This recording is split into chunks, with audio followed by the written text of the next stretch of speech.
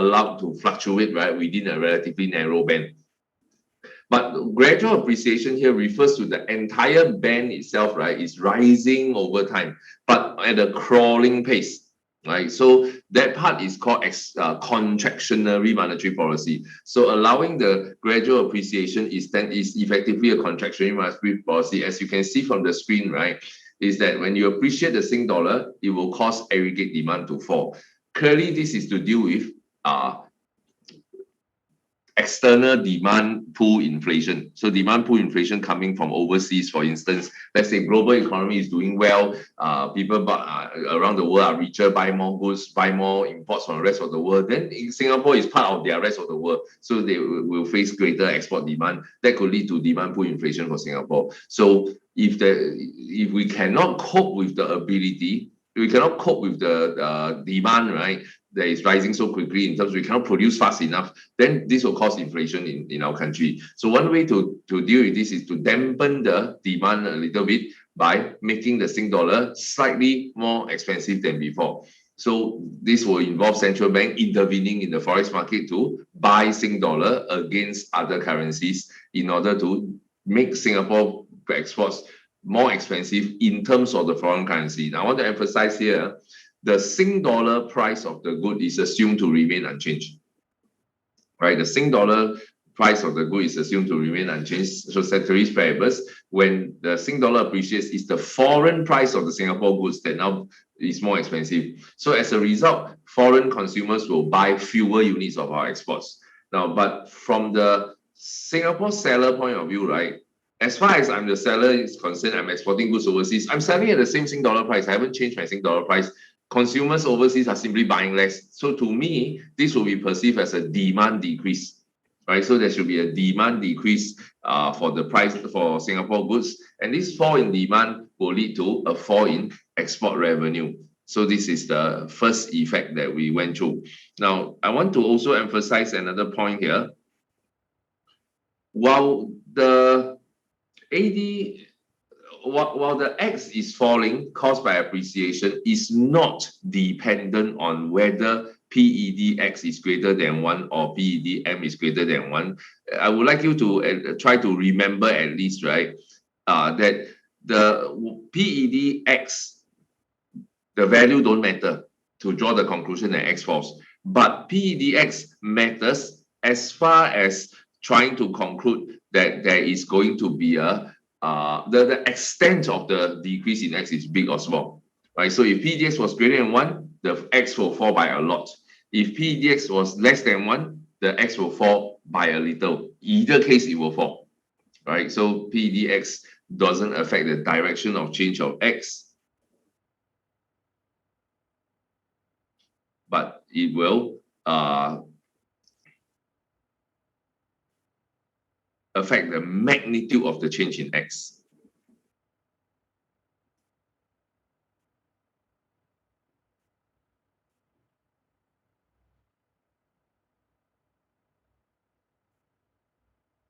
All right. Now, then remember there's a second channel by which this works. So as the Sing dollar appreciates, another reason why AD is falling is because of the consumption expenditure on domestically produced goods are falling. Now, how to explain this? To explain consumption expenditure on domestically produced goods to be decreasing, right, we have to explain how the stronger Sing dollar is making imports cheaper in terms of Sing dollar, and the cheaper imports will make Singapore goods look less attractive. So consumers in our country switch away from the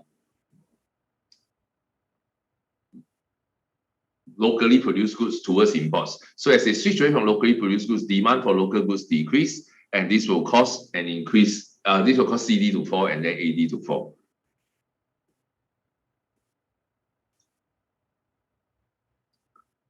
All right. Now next, CD decrease is not dependent again on any elasticity concept. The one elasticity concept that is responsible for explaining whether the CD decrease is big or small will be your cross elasticity of demand between the locally produced goods and the imports that are substitutes to each other. So there should be a positive cross elasticity value because they are substitutes. But whether the number is large or small will determine whether they are close substitutes or not. So the closer they are as substitutes, the bigger will be the fall in CD. The less close they are as substitutes, the smaller will be the fall in the CD. So one way or the other, CD will fall, regardless of close or not so close. The point is that so XCD don't matter for direction again. It only matters for magnitude of change. Just like the X falling, direction of change don't depend on PEDX, but the magnitude of change will depend on PEDX. Right? So together, both these channels will cause AD to fall. So last lesson we covered this, right? So AD shift left will cause a fall in GPL. Now I want to point out one thing here. The fall in GPL in a standard a fall in GPL is a standard description where we call a deflation, right? GPL decrease by right, based on definition, we call deflation. However, right, you must remember that when are we going to use gradual appreciation? We are using gradual appreciation as a policy to deal with inflation. Means you got to set this in the context of there is inflation to begin with. Right? So then the fall in GPL shouldn't be interpreted as deflation, but should be interpreted as a reduction in the inflation rate. Okay, so please be careful. The fall in GPL here should not be interpreted as deflation. Ordinarily, right, if nothing was changing, then when AD falls, it should be deflation. But here, the policy is used in the context of we have inflation. That's why we want to use this policy. So then the effect of pulling AD down is to actually only lower the inflation rate rather than cause a deflation. Please be particularly careful about this point when explaining exchange rate change as a policy. All right. Now then, what's about this horizontal axis? In an ordinary case, ceteris paribus, nothing happened, AD fall, national income falls, that will be called a recession, right? That will be considered recession in the economy. But here, because there is inflation to begin with, we can assume that maybe, right, there is also economic growth, right? Maybe AD was rising to begin with, there's economic growth. Then the trade-off when using gradual appreciation is that you are going to lose some economic growth. So it may not always be a recession, right? It can simply be a decrease in growth rate. All right, I am not able to tell whether you guys are following or not. Anybody don't understand what I'm trying to say? Is everybody clear what I'm trying to say? Paula, you okay? Amir, you okay? Jewel? Okay, so all understand what I'm trying to say, yes? So don't think of this as a decrease for sure. So on the vertical axis, for sure, we will not call it decrease, right? On the vertical axis, for sure, we'll say this is a, instead of decrease in price, we say this is a decrease in the rate of increase in price. Horizontal axis maybe is a decrease in national income, maybe it's a decrease in the rate of increase in national income. Not insufficient information, right? So it could be one way, it could be other. Either case is considered a bad thing, it's considered a negative side effect.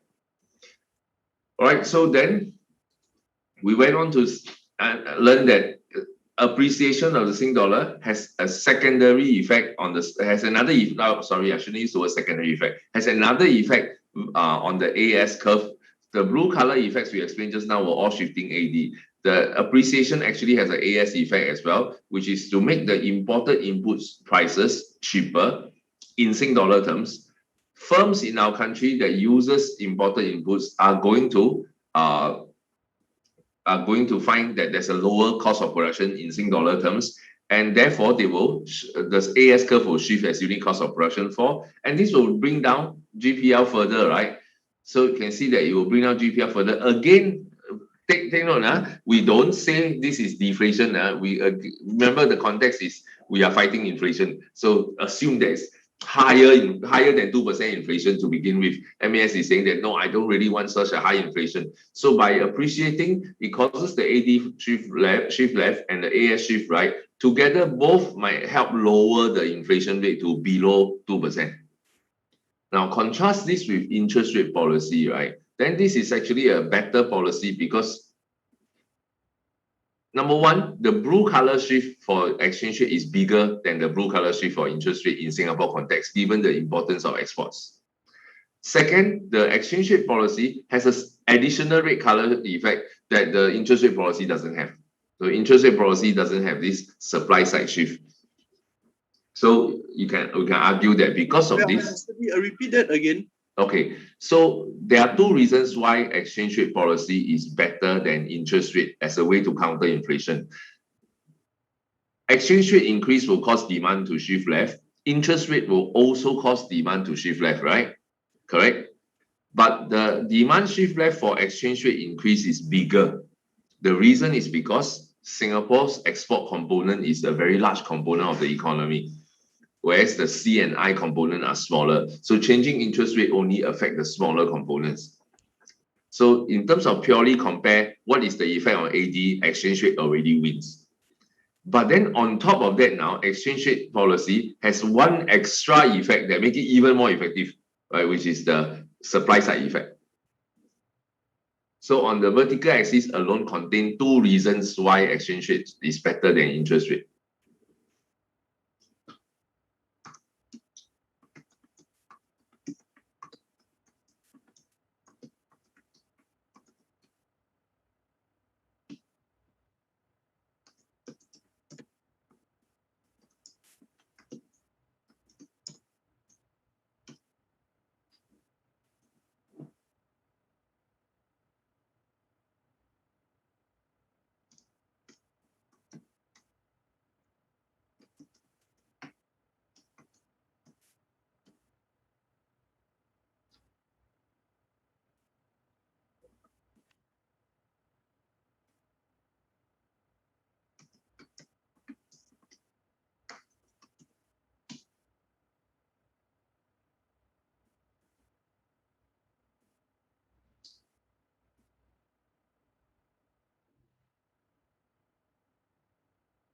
All right, now look at the negative side effect of exchange rate policy, which is to cause the blue color decrease here on the horizontal axis. So we either call this a fall in national income, or we can call this a fall in the growth rate of national income. That means still rising, but rising more slowly.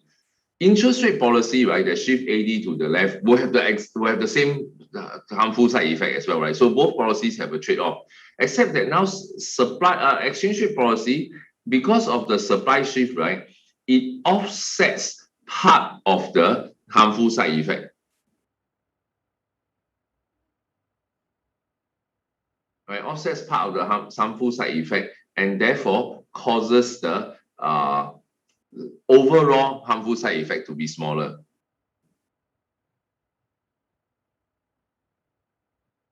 So then this is a third reason why exchange rate is better than interest rate.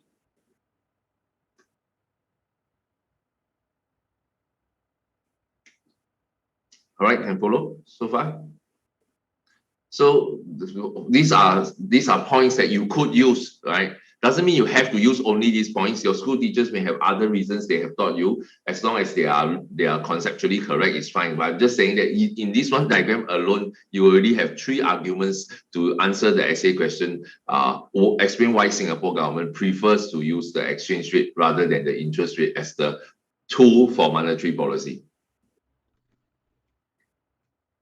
All right, now, but what I'd like you to do now is let's move on away from this question and look at the graph. The offsetting of the harmful side effect is caused by the supply shift right. Now, I've drawn it such that the supply curve shift right is smaller than the demand curve leftward shift. As a consequence, right, the net result, right, is that Y2 is still lower than Y0. That means there is still going to be a negative side effect, right? Still a trade-off. Is it possible for the red color AS curve to shift all the way until it offset fully? Peter, what do you think? Do you think it's possible for the exchange rate policy that causes the AD to shift left and the AS will shift right all the way until it intersects here? Last lesson I recall you saying that the AD shift will always be larger than the Correct, very good. So last lesson I say, so cannot be, right? Do you understand why now? I asked you to read through this reason, right? Have you read through, Peter? Not yet. No, I haven't read through yet. Okay, listen. Do you understand why? Have you read through this part? Okay, so but do you understand why the AD shift must always be bigger than the AS shift? Nixon? Don't know.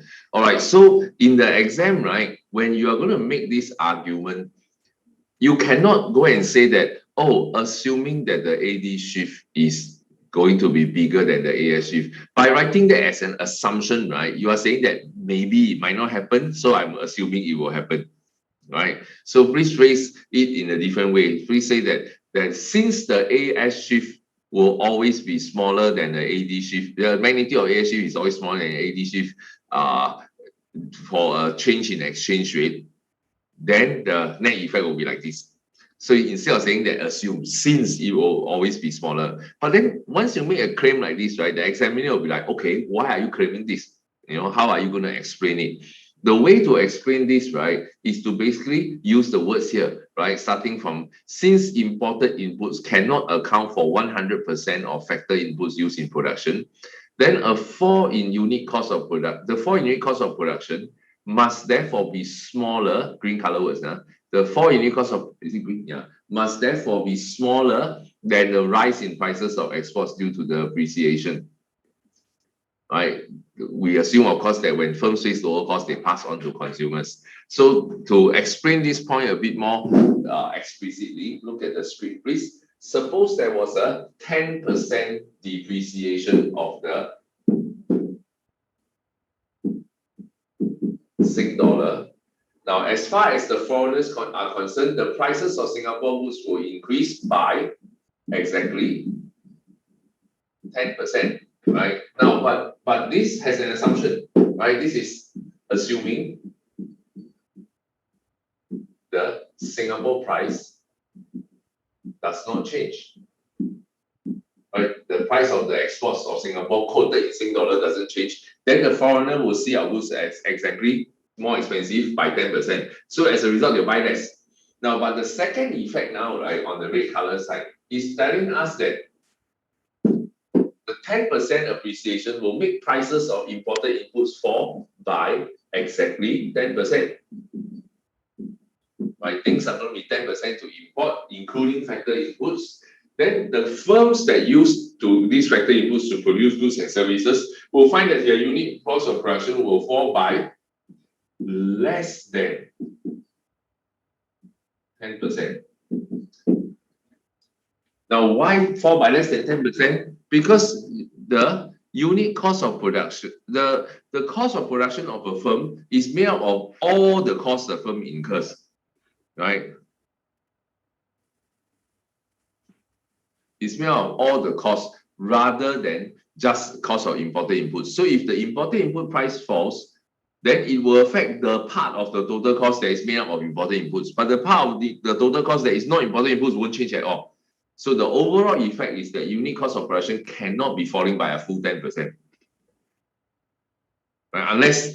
Unless you tell me that the country, in that country, all firms across all industries that produce stuff, right? Everything that they produce, right, involve using only imported inputs. There's no local input, no local workers, no local land that they rent from locally owned land lots, local landlords who own local land. Then there's no local inputs whatsoever, right? That the electricity they buy is also from a foreign firm that is operating in a country. Actually, a foreign firm sells electricity to you. So unless that's the case, which cannot happen, right? That cannot happen anywhere in the world. So therefore, the unit cost must be falling by less than 10%. Now, here's the key point. When the cost falls by 10%, look at the blue color words now, assuming all of it, all the fall in unit cost is now passed on to consumers in terms of lower prices, the price of Singapore's export in Sing dollars should also end up falling, right? The prices should also decrease. As the price decrease in Singapore, then now it violates this assumption. This assumption says that the Americans will only find our goods more expensive by 10%, assuming the Singapore price didn't change. But if the Singapore price did change and did fall, then the American perception will be this is no longer more expensive by 10%. In fact, it will be less. But because this unit cost increase is less than 10%, and the prices that they charge in Sing dollar for the goods will fall also by less than 10%, then the overall final effect, right, as far as Americans are concerned, is that Singapore goods are still cheaper, are still more expensive than before in US dollar terms. Therefore, they must end up buying less. When they buy less, we have to produce less. We're not producing less, we produce less, our output value goes down, right? National income will fall. Hence, right, the AD shift has to be bigger than AS shift so that when the AD shift Y0 drop to Y1, AS shift Y1 rise back to Y2, Y2 cannot quite reach Y0 because we need to end up selling less goods and producing less goods than before as a result of appreciation. Okay, so this one important to remember that number one, always remember AS shift smaller AD shift for exchange rate change only, not for other variables, are only exchange rate. This is a very special case. Second, you need to justify to the examiner why this is so. In justifying to the examiner, don't need to tell long story, don't need to explain too much technicality. Use phrases, words like this will be sufficient.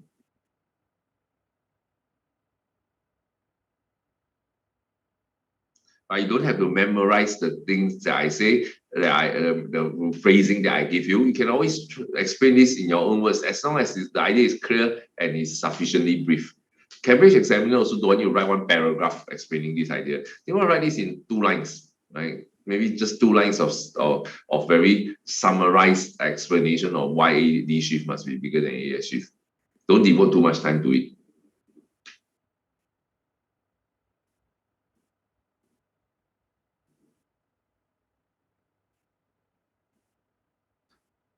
All right, so that was the exchange rate policy that we learned last lesson. Okay, so now let's finish off this chapter.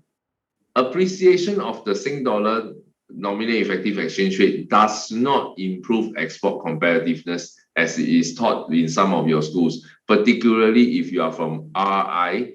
RI will teach you that appreciation of the Sing dollar will ultimately, in the long run, improve export competitiveness of Singapore. So people like Peter is Raffles, right? Amir is Raffles, right? Who else? Snehal, Vanika, VJ. VJ, where's your camera?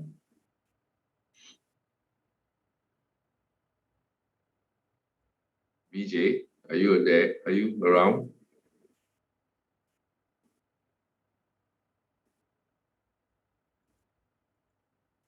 Amir, you got VJ's number? Yeah, I can text him. Text him, ask him where the hell is he? Oh, he logged in already, then turn off camera. Wait, me? Yeah, you're VJ, right? Yeah, no. My Zoom had crashed, so I'm like making do with this right now. What is this? What are you making do with this? This is what? Like, this is my PC. It doesn't have a webcam. Okay.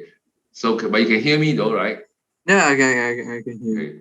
So, you see what Balraj is doing? Balraj has a computer login for lesson, and he uses a phone, right, or tablet to log in concurrently as the camera, right? So if it's not too troublesome for you to set it up, can you do that? Yeah, sure, I'll do that. Yeah, but if it's too troublesome for you to do now, then next lesson then you get ready.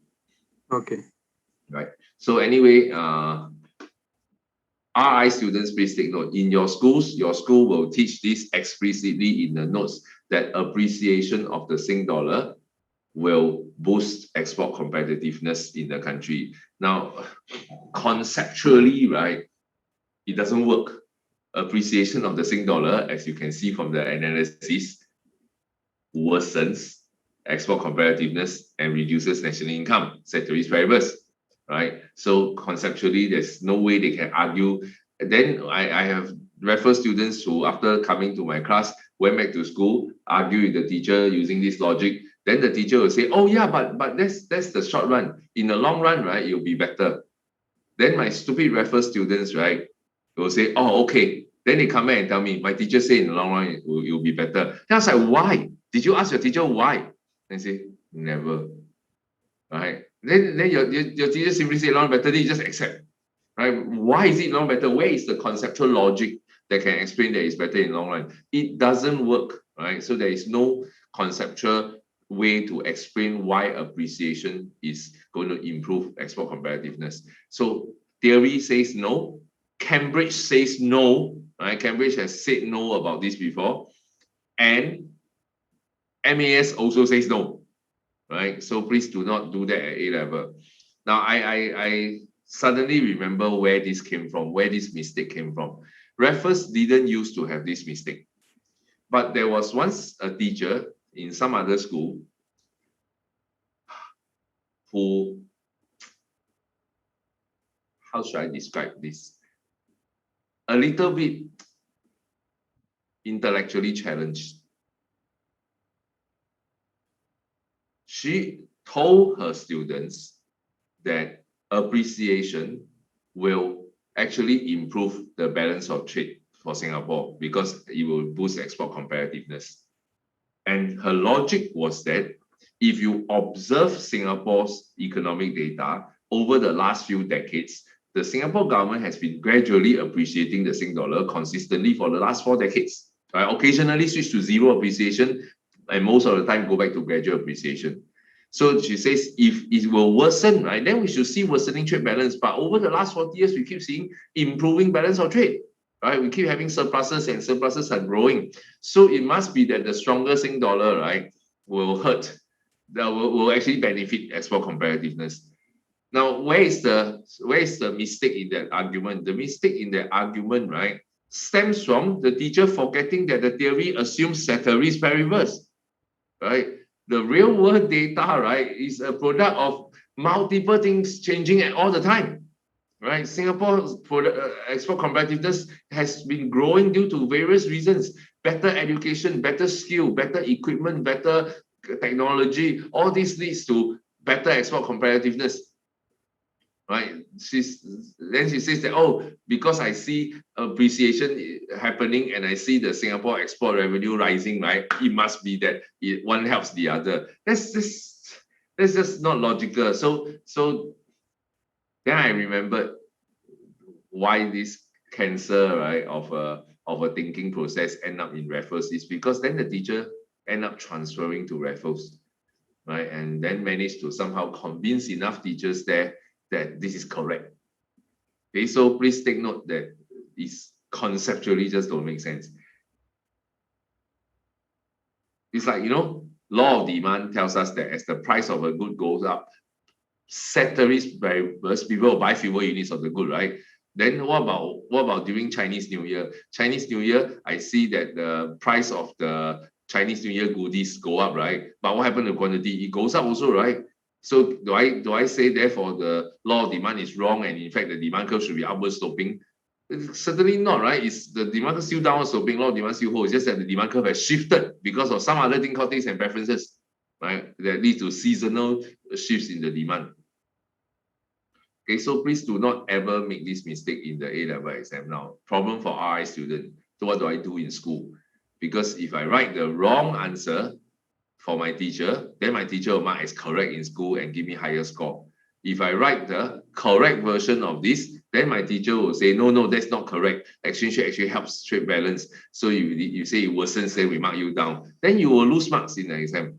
Right? So I am not going to tell you what is what you should or should not do in school, because ultimately depends on what you care more about. If the grades in the school exam is something that matters a lot to you, then perhaps you may have to purposely write something that your teacher wants, even though you know it to be wrong in the school exam.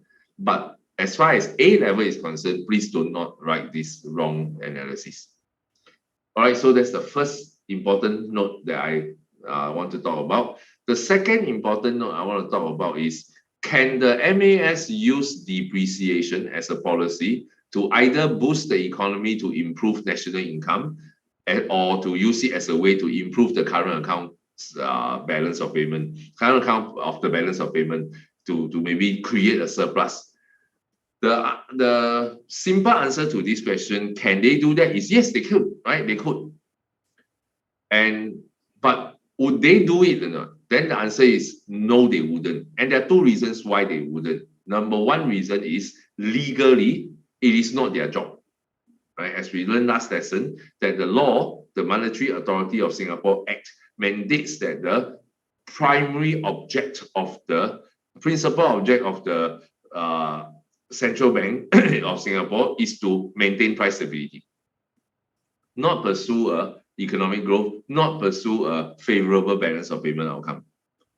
Right, so it's simply to pursue price stability. So therefore, while they could depreciate the Sing dollar to do this, they wouldn't for two reasons. Number one, not their job. Number two, it wouldn't work well anyway, right?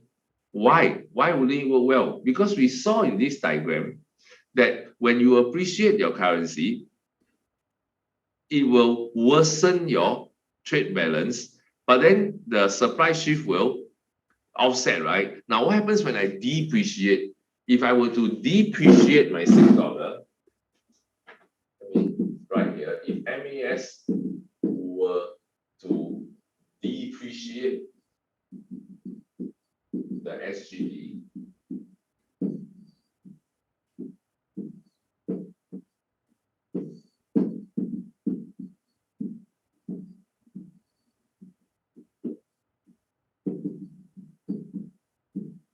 first, the blue shift will be AD will shift right, and the economy will go through this adjustment and bring us to Y1. So you have first you're going to have an increase in national income that maybe that's what MAS, suppose that's what MAS wanted to do, but the side effect is that you have inflation. Now, but because there's also the AS shift, right? Remember, the AS shift must be smaller than the AD shift. So the fall from Y1 back to Y2 must be such that Y2 is still higher than Y1. So you could say that it works though. So can the MAS do this? They could. And would it work? Yes, it would. But would it be very effective? Would it be very effective to do that? The answer is obviously not so effective, right? If the whatever shifted in AD would be partly offset by the shift in AS. Now, furthermore, this extension point. Singapore is a country that is highly dependent on imported inputs, which means to say that the AS shift, although smaller than the AD shift, is still going to be quite big. That means the red color arrow here that offsets the gains in the blue color arrow should be quite significant. That means the net benefit, right, ultimately isn't going to be very big. So while it works, it isn't particularly effective a policy to use. Right? So while it can work, it isn't a particularly effective policy.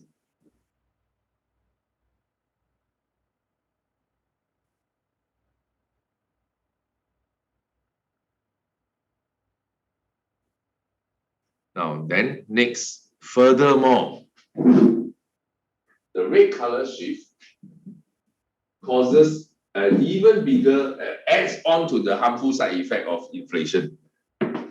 So all in all, right, this tells us that depreciation as a strategy to use as an expansionary policy, either to boost the economy's national income or to improve the current accounts position of the country, is not going to be very effective. There'll be low level of effectiveness, but high trade-offs. Right? So for that second reason, MAS is not going to do this.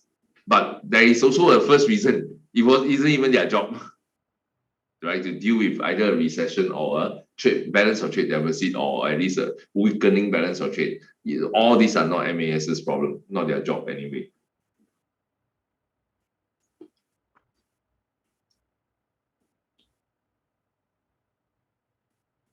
All right, at any point, if any part of this is not clear to you or you missed out because I'm going too fast and you couldn't pay attention while copying, please ask. Why is it like due to Singapore's like trade again, that part, this depreciation will be a very bad policy? Okay, so it's not okay. First, regardless of whether Singapore is highly dependent on imported inputs, the fact is that exchange rate policy has a red color AS shift that will offset some of the gains that the AD increase will bring, right? So regardless of high dependent on imported inputs or not, the fact is that there is a AS shift. The AS shift will offset some of the benefits. Now, but because we are a high import content country, that makes the AS shift actually bigger and bigger and bigger, right? Because if imported inputs account for, let's say, only 50% of total inputs, then there will be a certain pass-through effect here. But if imported inputs account for 70% of all inputs, then the pass-through effect to drive up cost will be even higher, right? If imported inputs was 90%, right? Oh, the higher cost, the cost increase will also be even higher, right? The depreciation will lead to cost rising even by more. By the way, what is Singapore's import content? There are two import content indicators that we need to pay attention to. Import content, one is for import content of consumption, right? Import content of consumption. The other one is import content of exports. When we are talking about current account balance of payment, we should be focusing on import content of exports. That means of the things that we produce to sell to the world, every dollar worth of things, how much of that dollar worth of things on average, right, that we export to the world is made up of imported inputs to begin with. As it turns out, right, the government actually does this data, collects this, gathers this data and publishes this data. Okay, so if you don't know this now, please know this and you can copy this down as well. If you look at what we call non-oil domestic exports, right? Non-domestic exports means things that we produce here and export to the rest of the world, although we might buy imported inputs, but these are stuff that are generally produced here. But as long as they're not oil, the average import content of these non-oil exports is about 60%, right? That means 60 cents to the dollar. That means every $1 of non-oil exports that we sell, domestic exports we sell to overseas, the 60 of those cents, right, of the dollar value, right, is actually made up of imported inputs. But that's for non-oil. Oil exports, right, oil-related exports, the import content goes as high as 90%. Right, so a weighted average, taking into account how much oil we export and how much other things we export, a weighted average gives us a value of around 69 to 70%. Right, so roughly about 70% you can give a figure. And this is according to who? This is according to government statistical agencies. Right, Singapore, the SingStat, right, Department of Statistics, Singapore is the one that publishes this data.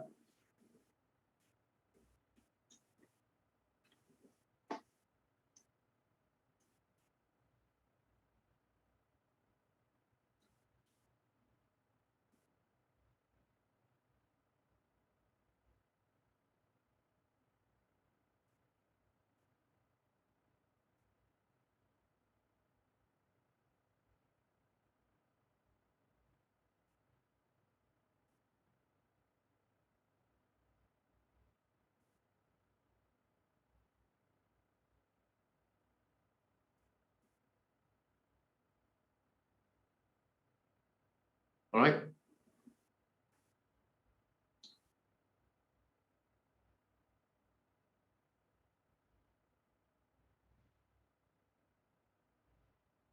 Okay, Boraj, got it ready?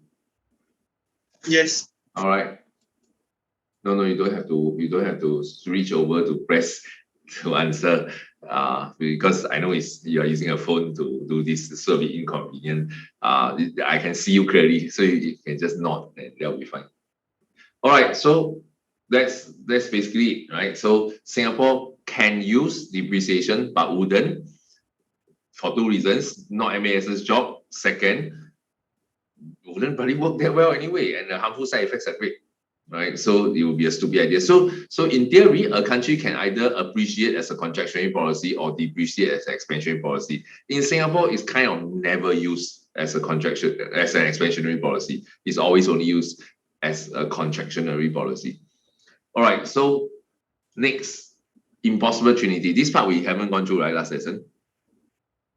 Okay, so this part a bit challenging, so please pay close attention. And again, at any point in time, if you are unclear about anything, please ask me to repeat or re-explain or explain in a different way. Okay, what the impossible trinity is saying, right, is that there are three things that governments around the world would typically like to have, but it's impossible to have all three at the same time. That the government of any country can only at any one point in time have two of the three things. So that's why it's called the impossible trinity. Not possible to gain all three. But you can get two of the three. You can always get two of the three, just cannot get a third one. Now, what is, before we talk about why cannot get all three, what are these three things and why are they important to have in the first place? So first, the ability to control money supply.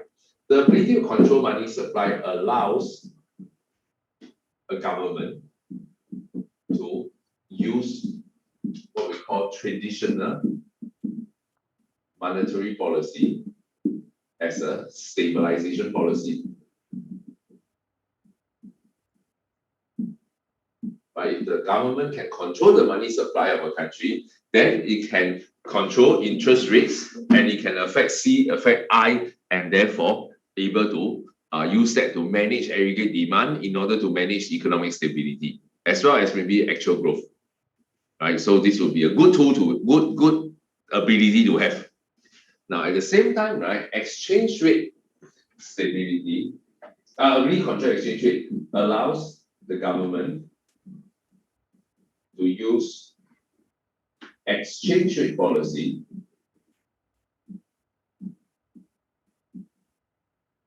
as a stabilization policy.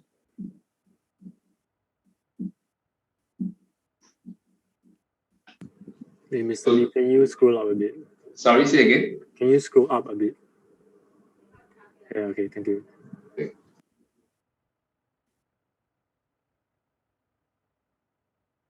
So controlling money supply allows them to use traditional monetary policy. Controlling exchange rate allows them to use exchange rate policy. So both of them are good things to have, right? If I got one policy to manage the economy, to achieve the economic goals, great. If I got two policies in my possession, right, I can use to manage the economy, even better. Right? I have two tools at my disposal. The third thing, the free capital mobility facilitates trade. One sec. FDI. Sorry, why did my CV respond? Facilitates trade, facilitates FDI, and makes inflow and outflow of hot money easier. Right? If the government of a country adopts free international capital mobility, meaning what? Means that the government says, I'm not going to impose any restriction. You don't move money in Singapore, move. Right? You move money out of Singapore, move. Now, does Singapore have free international capital mobility? Some people, right, get this wrong idea that Singapore doesn't have free international capital mobility because they read in a newspaper, right, about how some Korean businessman who came to Singapore, went to our casino, gamble, and then he won like $50 million, and he told the casino he wanted to be paid in cash, right? So the casino, okay, fine, I'll pay you in cash. Then he took a briefcase of $50 million or something like that, right? And he tried to leave Singapore and get onto a plane at Changi Airport, and he got stopped at the customs. And they tell him, look, dude, you can't bring out $50 million cash. Now, if you read the news article some years back, right, you might form the wrong impression that Singapore government imposed like restriction on money flowing between countries. They absolutely don't. Singapore imposed limits on cash movements. If the Korean businessman had said, okay, my winnings of $50 million, please credit into my bank account, Let's say I don't have a Singapore bank account, I give you my Korean bank account, move my money to my Korean bank account, right? Then there will have been no problem at all as far as the government is concerned, right? So the government doesn't care how much money you move, nor do they care why you move the money. What they want is to have a paper trail, so that whatever money anybody move in and out of country, they want to have a paper trail, so that if one day, right, some of this money is being suspected of financing illegal terrorist activity somewhere in the world, then they at least have a paper trail to trace after. That's the reason why the government doesn't want cash to move out or in a large number, because you can't track cash, right? You can't track how much cash, because people stuff cash in their bag lah, shoe lah, wallet lah, briefcase, you know. Then of course, if you say that nobody can bring out small sums of cash, then die a holiday also cannot go already, right? So they put it as a, I think, don't know how much, 20,000 Sing dollar or 50,000 Sing dollar or more, you will be blocked, right? But if you transfer the money legal through a banking system, right, then everything has a proper paper trail. Not that they will investigate you though, not that they will actually investigate why you move the money. They just want to make sure that there's a paper trail, that in case there is ever a suspicion of some of this money going to fund terrorists and they wanted to track, they want to backtrack this money where it has gone, they have a paper trail to follow. Right? That's the only reason. So other than that, Singapore actually imposed no restriction whatsoever. Why? Because most countries, right, especially in today's globalized economy, trades a lot with the rest of the world. So when I trade with other countries, I buy goods, I sell goods, I pay money, I have to pay money overseas, so money outflow. I export goods, I earn money, money has to flow in. Money has to flow in my country, right? Because there are many firms who import stuff and many firms who export stuff. Then there's also FDI. Businesses in your country want to go overseas and expand their businesses. Foreign businesses might want to come in and expand their business into your country. If your country embraces FDI, like Singapore does, and more countries in the world are now embracing FDI, then you certainly don't want to make it difficult for money to flow in and out. But the problem is, once you allow money to flow in and flow out, right, it's very hard to differentiate which money is coming in for export import, which money is coming in and out for FDI, and which money is just hot money. Right? It's a bit difficult for the government to identify. And hot money inflow and outflow, however, can potentially be destabilizing in an economy. Right? Because hot money, a lot of it, not all of it though, a segment of hot money is speculative. Right? People buy and sell currency or buy and sell whatever assets in order to make money. So you can have sudden massive inflow, sudden massive outflow if you allow free movement of financial capital into and out of your country. But nonetheless, because of trade and investment, most countries want to have free capital mobility. So these three things are what most governments want. The problem is that all governments cannot choose all three at the same point in time. They have to choose only two. Now, to understand why, let's go through three scenarios. The first scenario, let's choose a country who choose to be on this side of the triangle. That means they want to be able to control exchange rate and they want to allow money to freely flow in and out. Now, according to the theory of impossible trinity, this would imply that this country has no power as whatsoever to manipulate, to change money supply and hence change interest rate. Now, how to explain this? To illustrate this, right, we introduce an event. Suppose, right, the world interest rate has fallen. Now, when I say world interest rate has fallen, means that outside of Singapore, doesn't include Singapore, right? That means initially when the world interest rate has fallen, then Singapore's interest rate that did not change will now appear to be higher relative to other countries. Now, this would mean that hot money inflow into Singapore will increase as well as hot money outflow will decrease. Together, this will cause Sing dollar to appreciate, because as hot money inflow increases, demand for Sing dollar rises. Hot money outflow decreases, means supply of Sing dollar decreases. So as demand for Sing dollar shifts right, supply of Sing dollar shifts left, the Sing dollar will appreciate. Now we're going to make an assumption here that suppose the MAS currently choose to have a zero appreciation stance on their monetary policy. Say, oh, but at the moment we don't want the appreciation to happen.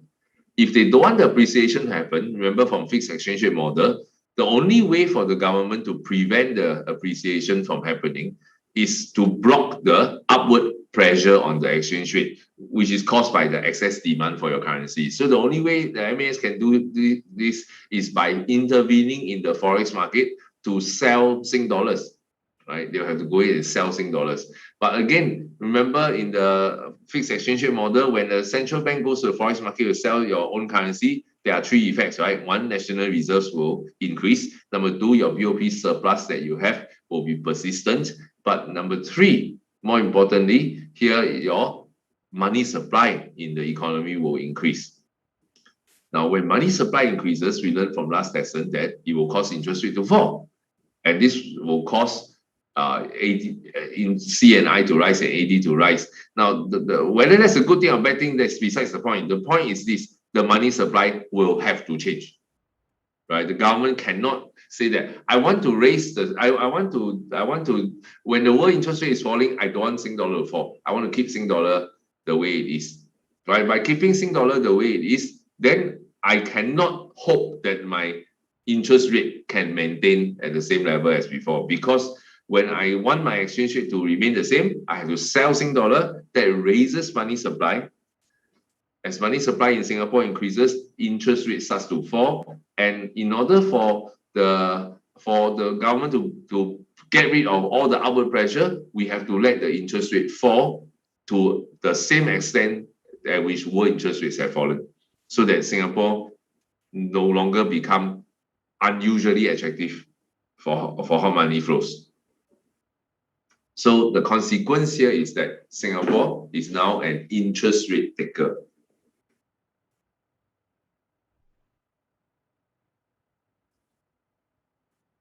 All right, so one of the criticisms that a Cambridge examiner gave in the exam is that while many students correctly identify that Singapore is an interest rate taker, they said that many students seems to have opted not to offer any explanation as to why Singapore is an interest rate taker. They simply state that Singapore is an interest rate taker. So that prompted the Cambridge examiners to make this comment, right?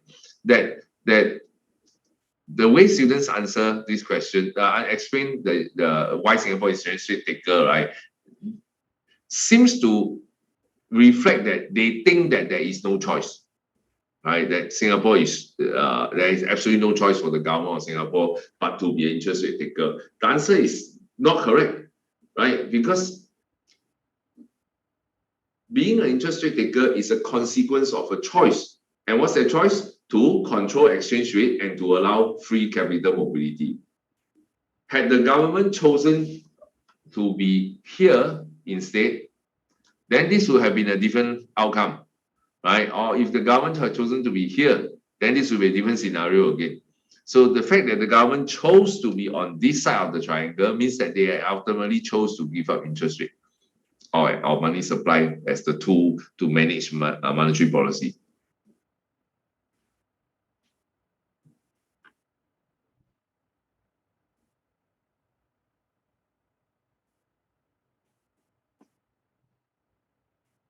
Okay.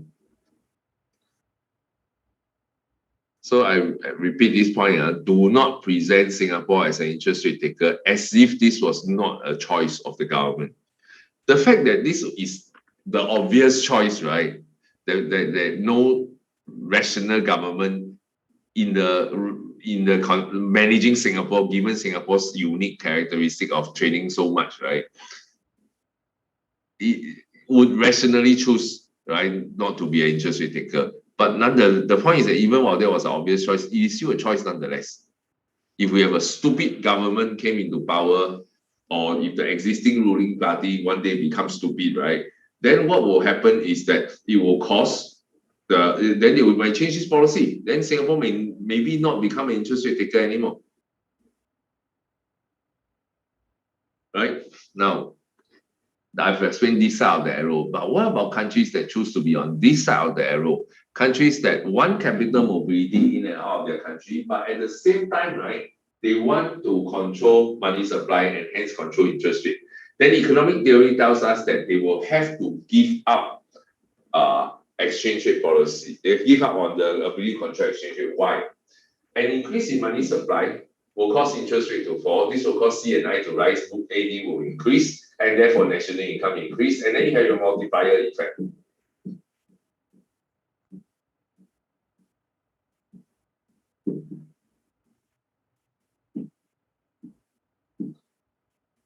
Right, so able to use monetary policy as a way to boost the economy, for example, would be how this, the blue color stuff is how you analyze. Now, however, right, when the government of a country does this, right, the interest rate falls, ceteris paribus, assuming the rest of the world interest rate hasn't changed, only your country's government decide to increase money supply, lower interest rate. This fall interest rate will trigger hot money inflow into the country to decrease, while hot money outflow increases. Together, supply of the currency will rise, demand for the currency will fall, the currency will depreciate. By how much it will depreciate? It will depreciate till there's no more hot money flow changing, right? That means the hot money flow reach a new equilibrium. Then in this case, right, a country that chooses money supply and ability to control money supply and allow free capital mobility is therefore giving up all ability to control exchange rate. So you can only have interest rate or exchange rate, or if you want both, then you have to give up capital mobility. And that brings us to the third country example. The third country example is the country of China. Unlike the Chinese central bank wants to be able to control money supply in the economy. But at the same time, the Chinese government says, but I want to have the other two as well. I want to be able to control exchange rate. Why? Because in China, right, while X and M is large, C and I is also large, are also large. Therefore, it's not like clear cut that is one lopsided X and M much bigger than C and I, or X and M much smaller than CI. So it's both domestic sector and external sector, both are very important. So to the Chinese government, I want to be able to control both. Okay, now look at the example. Suppose the country was also facing an economic downturn, and the People's Bank of China, this is the central bank, by the way,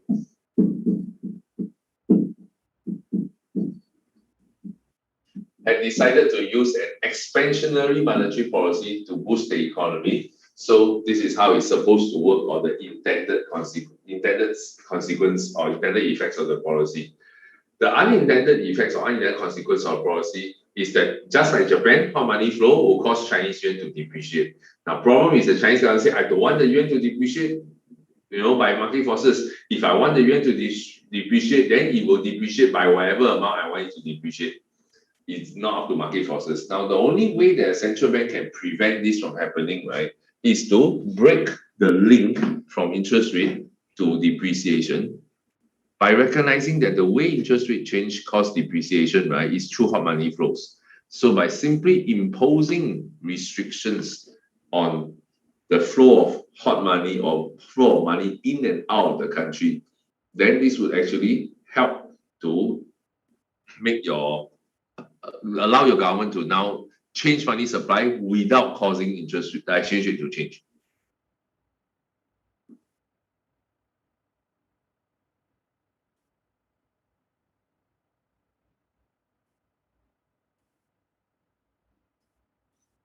Right, so how to explain this? So first, state the impossible trinity, that what are the three things that government wants, and very briefly, why is that important?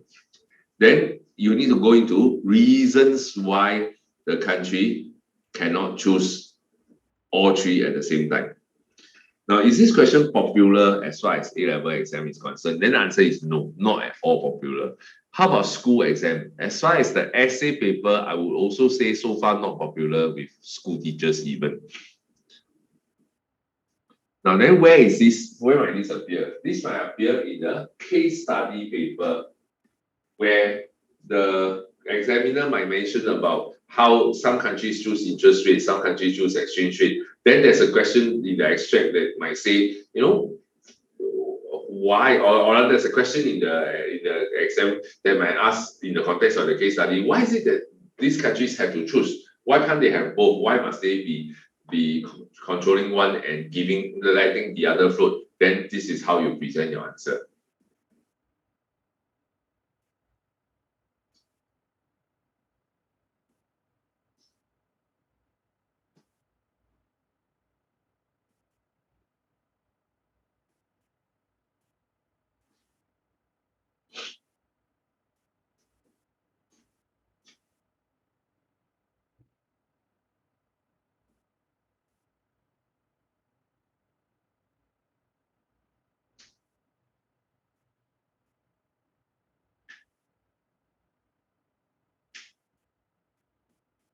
All right.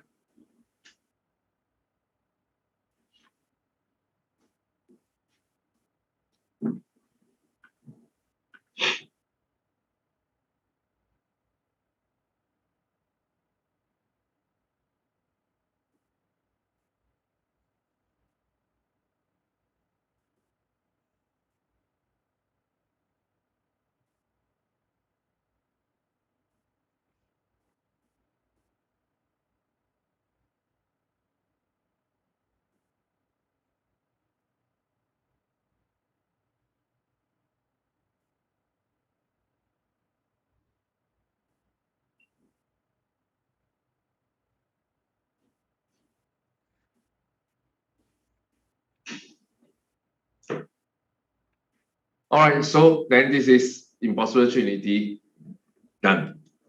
All right, then with that, we finish the chapter on Forex. So let's consolidate what have we learned under Forex. We have learned number one, exchange rate determination under freely floating exchange rate regime. We started learning what is Forex market, how to label the axis, what is the demand for a currency, what is supply of currency, who contributes to demand for a currency, who contributes to supply of currency in the Forex market. Then second, we learn the factors that can cause appreciation and depreciation. This part popularly tested in the essay, part A essay. Then we learn also that we can use those same arguments for explaining BOP surplus, current account surplus, current account deficit, KFA surplus or KFA deficit. What causes the deficit or surplus in CA and KFA? You can use the same points. Point number three, fixed exchange rate regime and their implication. This one not tested.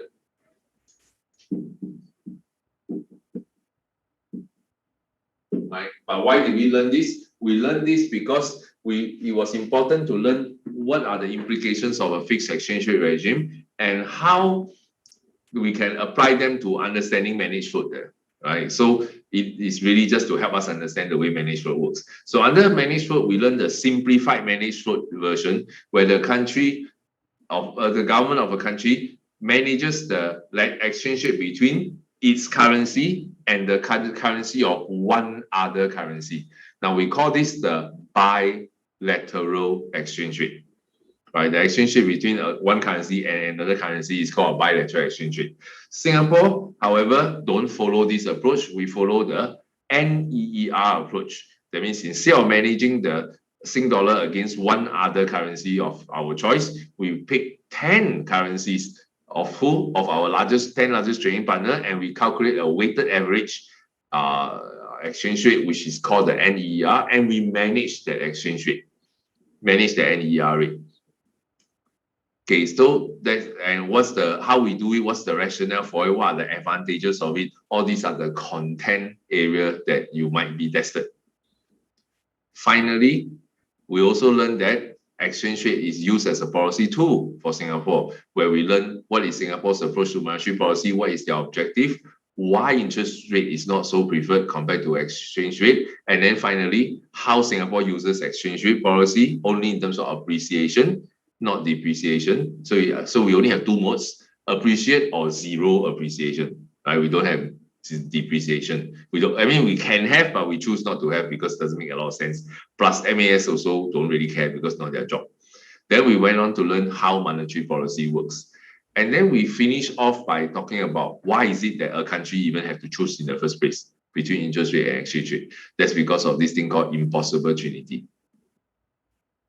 All right, so these are the different areas of the content that you might be tested on. Number two, definitely tested definitely more likely test in the essay, part A essays.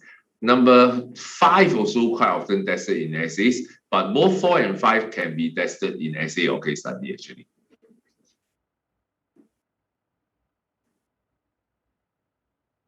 Okay.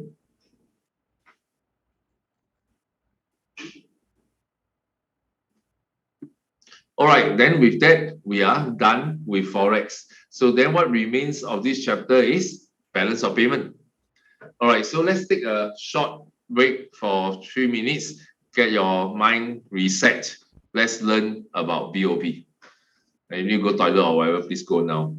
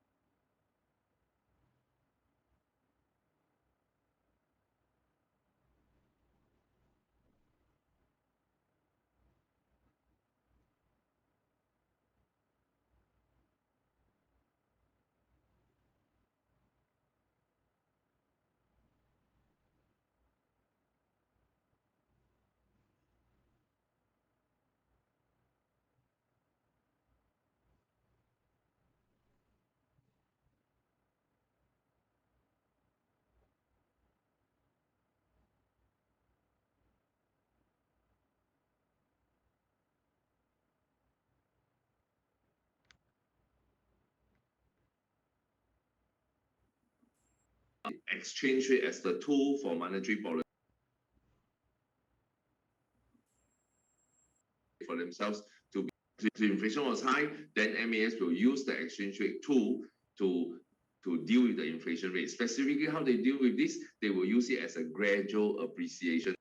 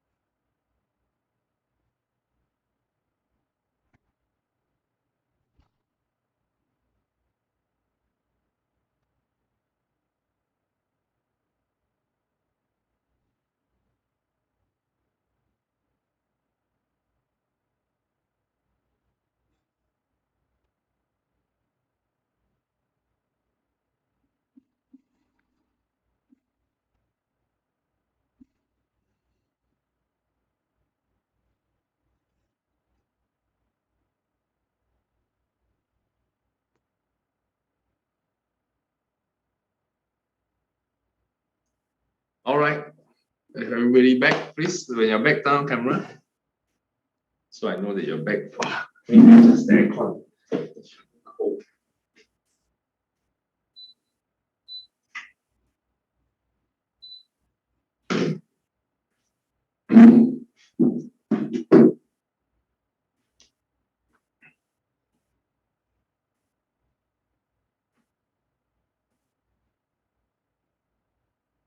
All right, now when we talk about the balance of payment of country, first and foremost, right, we focus balance of payment actually on Singapore more so than any other country in the exam. So you kind of don't really need to get overly worried for the essay paper that is about other countries, right? For essay paper, mostly it's just about Singapore. Case study, then they may ask about other countries. So I will first talk about balance of payment from Singapore's context.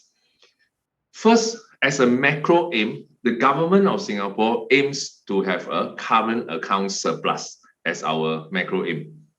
Now, what does current account surplus mean? Current account surplus means that your inflows for the 4 reasons in the current account, you want it to be greater than the outflows.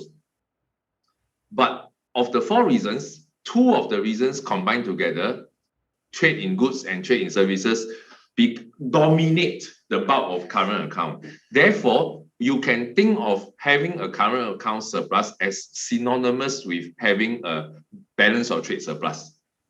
In the exam, perfectly okay to do so, right? That means you simplify that to achieve a current account surplus, the government of a country should achieve a trade surplus. Now, trade surplus means that my total export revenue should be higher than total import expenditure. So how do I achieve this? Then it seems like there are two ways to do this, right? One is to increase X.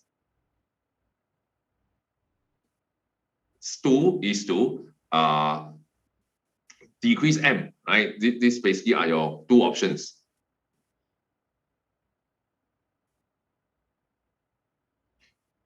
So take note that in Singapore, however, right, the government doesn't actually use any policies, right, to decrease M. Okay, what's the reason why? Okay, please take note of the reason. The reason is not listed in the handout for you, so you will write this down. The reason why Singapore government doesn't impose any, doesn't come out with any policies to reduce M is because this is a country that is highly dependent on import on two levels, right? First, on the on the level of raw materials and semi-finished goods. So for production process, we need imports.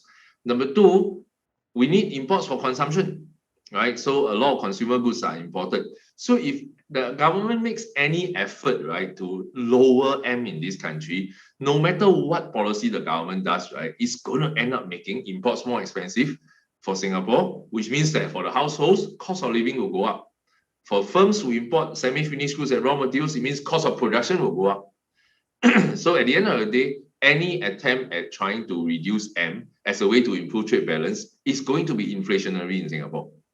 And because we are highly dependent both on inputs to produce goods as well as final goods for consumption, this will cause significant inflation in both consumption and production. Right? So therefore, it doesn't make sense for a country that is so highly dependent on imports, right, to be doing this. So then the only meaningful way for Singapore to improve export, to get a current account surplus is to focus on improving export competitiveness.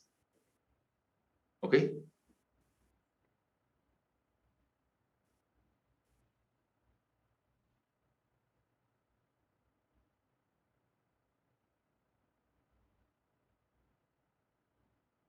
All right, can you pause?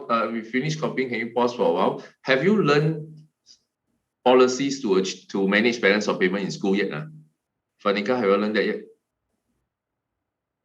Haven't learned yet. All right, when your school teaches this, right, you're going to find that the way your school teaches this, right, will actually teach policies to improve X as well as policies to lower M, because your school is following a very proper textbook way of a typical country, right? So I want you to note that the points that your teachers gave, that their teachers will teach, right, are not wrong. They are conceptually okay, correct ideas. Just that those policies that are to lower M don't ever bring it up in the context of Singapore case, right? Or if you have to discuss multiple policies, you have no choice but to bring up some of them. Then your conclusion, right, your evaluation must be, but then for Singapore, right, these policies that aim to reduce M wouldn't really be so suitable given our high dependence. So use that as evaluation to say why it is the policies to boost exports that's more important. Now, for me, right, if there was an essay question, okay, listen carefully.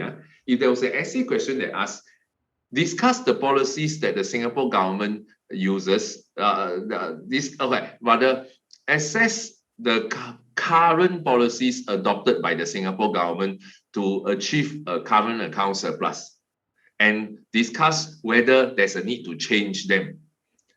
Then your current policy cannot include any policies to lower M, because Singapore doesn't have any of the policies to lower M. Right? So once they have current policies, you are stuck.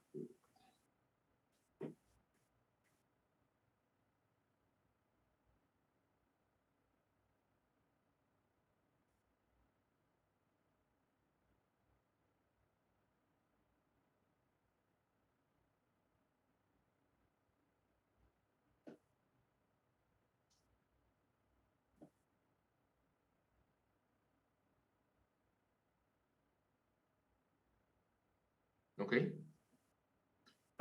Now, what are the policies the Singapore government use? Think about what export competitiveness means.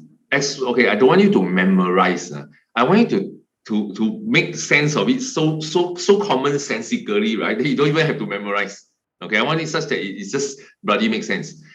Export competitiveness means Singapore government wants to achieve an outcome, right, where firms in Singapore who produces goods to sell to the rest of the world is successful at winning over customers, right? That people will choose to buy our goods. And there are only two ways to make people choose to buy our goods, right?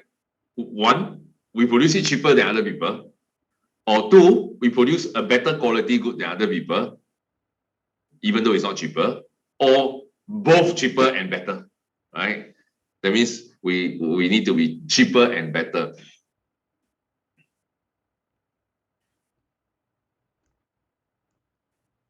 How to be cheaper?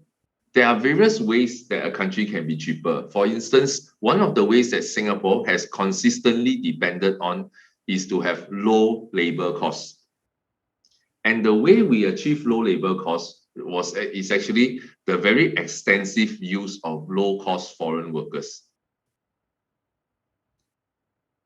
Okay, I want you to stop copying for a while and understand this. You know, in the 1960s and 70s, right, Singapore labor force was generally much less educated. Cost of living in Singapore was generally still very low, right? We're a very developed world kind of developing nation. Newly independent, infrastructure is not there, don't have many industry, lots of unemployment. And the British had just left and then causing a lot of people who work for the British Army here, right, to suddenly have no job. And in that environment, right, labor cost was super low, right? Because people were dying for a job. I don't care how little you pay me, as long as I got a job and you pay me some money. And at least for 10 years or so, 10 to 15 years, Singapore can still safely say we are a low labor cost country. But over the first 15, 20 years of Singapore's independence, right, the government had also achieved a lot of success in education. So the new people that kids that go through the education system and reach adult age, enter the labor force, are coming in much better educated. Much better educated with better skills, right, means that the labor cost, right, is going to be higher and higher and higher. Singapore can no longer compete in terms of low labor costs. Now, contrast this with a big country like China or India, for example. While you may have certain parts of China and India develop quickly and improvements in social infrastructure, education, and skills go up, the country is so big with such a vast population, right? There's still enough of cheap labor to last them for a long while. Singapore essentially runs out of cheap labor of our own very quickly. So then our way of maintaining cheap labor beyond the 70s, right? So from the 80s onwards especially, was to replace the Singaporean worker with Malaysian workers, particularly where? Particularly in the export industries, which a lot of it is electronics. Right, so we have been replacing with Malaysian workers. Now, over time, over the last 2 decades, right, you start seeing that even the Malaysian workers that are populating our electronic sector, right, is also slowly being reduced because Malaysia also goes through economic development. Education also has been improving. People with better education, better skills want better jobs, right, and better jobs that earn better pay. Right, so you can't keep looking for them to work for us unless we keep offering higher pay, but that will raise our costs.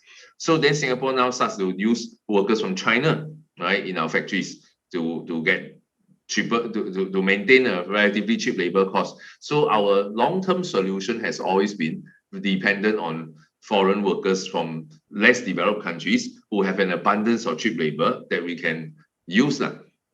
The biggest benefit of having Malaysians, right, is because of proximity to Singapore. Suddenly, I need more workers. I can easily get more, right? They simply cross the border and can work. Now, second, Malaysian workers come to Singapore to work. I don't need to worry about housing because they are not going to stay here. They're going to go home, cross the causeway and go home at night, right? Many Malaysians, right, who live in West Malaysia, all along the peninsula, maybe very far away from Singapore to commute on a daily basis, they will still end up choosing to rent a room in Johor Bahru and come in to work in the morning and go back to Johor Bahru at the evening, because rental is so much cheaper, cost of living is so much lower there, right? So having Malaysian workers will be a much better option. However, you get workers from Indonesia or East Malaysia, you get workers from other countries further away like China, then you have to house them somewhere, right? So therefore, you also need to have some foreign worker dormitory. So not all the foreign worker dormitory are for construction industry workers, right? There are also foreign worker dormitory for non-construction industry, where they are a heavy use of foreign workers.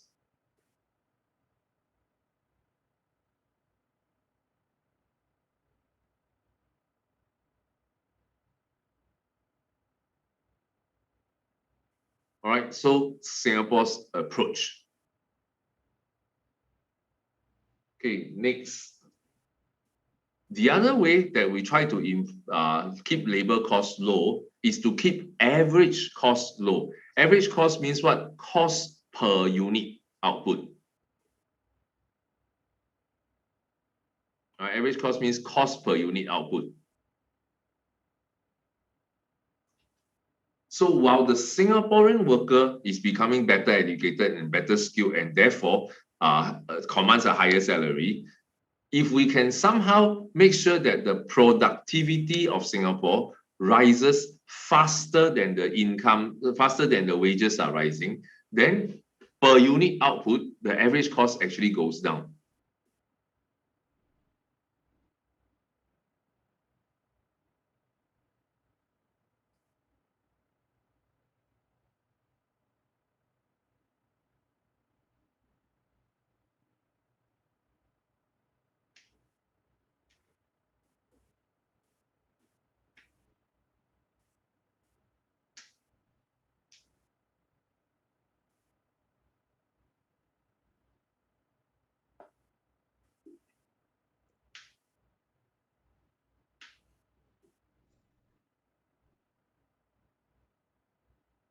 All right. How do we improve labor productivity? The way we improve labor productivity, there are three ways. One, skills upgrading programs. So the government subsidizes skills upgrading programs to help workers improve their skills. Second, encouraging automation of firms by giving firms tax incentives to adopt more labor-saving technologies in their production processes. And number three, encouraging R&D, particularly process innovation, not product innovation, process innovation in terms of doing R&D, in terms of how do you go about to producing your good in a way that becomes more efficient, lower cost of production. So you can think of this as both the arrow linking here as well as directly linking here also can. Because not all the process innovation always involve lowering labor costs. It could just be lowering other down costs. Okay, so skills upgrading program, what are the things that government can do? Also, what does Singapore government do? A textbook example, right, would be government gives subsidies, right? Singapore government also gives subsidies, but in addition, right, the Singapore government also runs skills upgrading programs themselves, right? There are government agencies set up to conduct skills upgrading courses. The government doesn't want to dominate this market, so it also has many private companies who offer skills upgrading courses, and government subsidizes workers to choose these courses. The main policy for this subsidy in Singapore now is called Skills Future Credit. Not the main policy, the most high-profile policy is called Skills Future Credit. But if you think about Skills Future Credit, right, it's actually a very, very, very, very small thing. Why? Because it gives every adult Singaporean worker, right, first $500, then later they top up another $500. You give $1,000 for skills upgrading, right? And then that's it, right?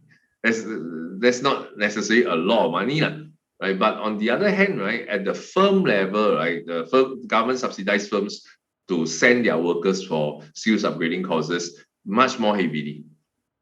Right? Think about it this way. If you are an employer of a company and the government says, can you send your workers for skills upgrading? Then what will you say? Your first thing will be like, wait, who's going to pay for the upgrading? Then the government say, you pay lah, your worker what? Then while they are on training, then they are not working. Do I still pay them salary? Then the government say, of course you still have to pay them salary, right? They're still your employees. It's like, then I'm paying them salary. They are not showing up to work, but instead they're going on course. And then on top of that, I'm going to pay for their course fee. What's there to stop them, right, from quitting after they finish the course, learn the new skill, and quit and go look for another job, right? So to companies, this is a real concern, right? So if left to the free market, right, skills upgrading programs, skills upgrading opportunities for workers, right, are seldom going to come from firms.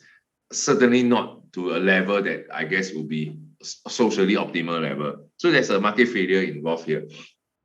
Right, so then what the government can do, right, is to subsidize the firms heavily, right, so that the potential benefits of having workers with better skill can outweigh the cost that the firm has to incur, because the government helped defray a big part of the cost. I mentioned to you before, during the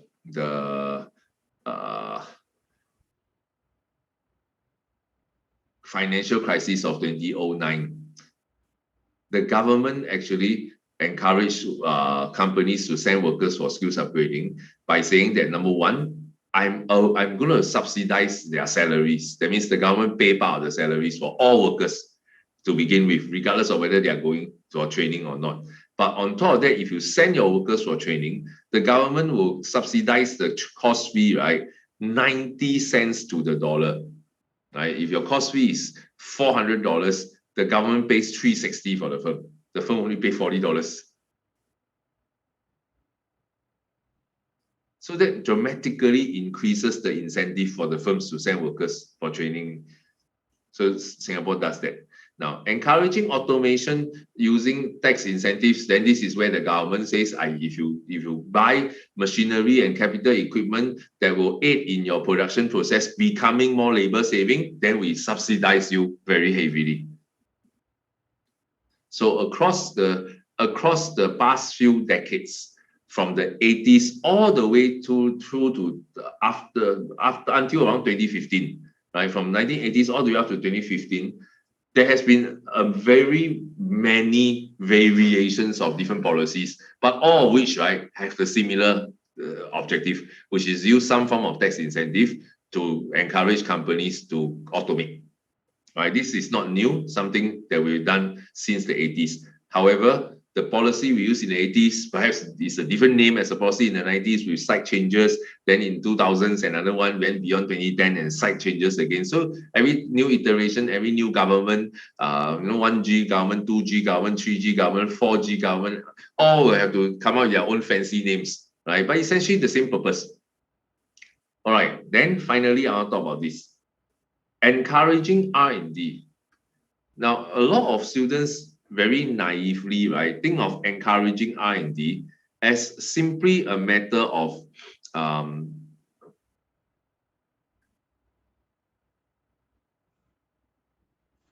giving subsidies.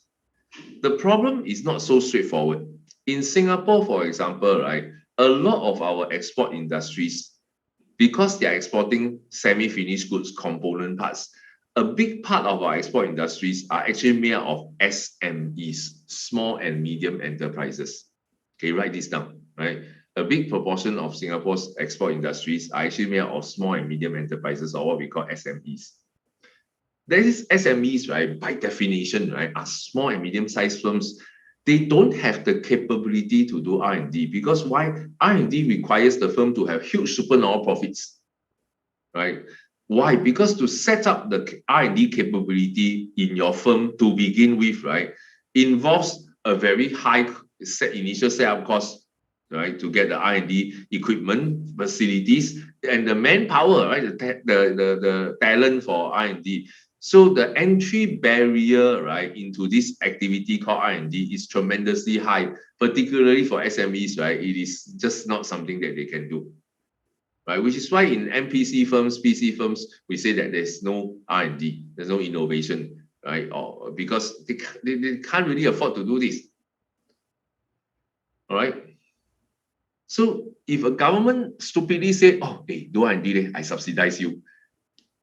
How much subsidy must the government give each firm, right, for them to set up their own R&D capabilities, for which they are probably going to underutilize, right?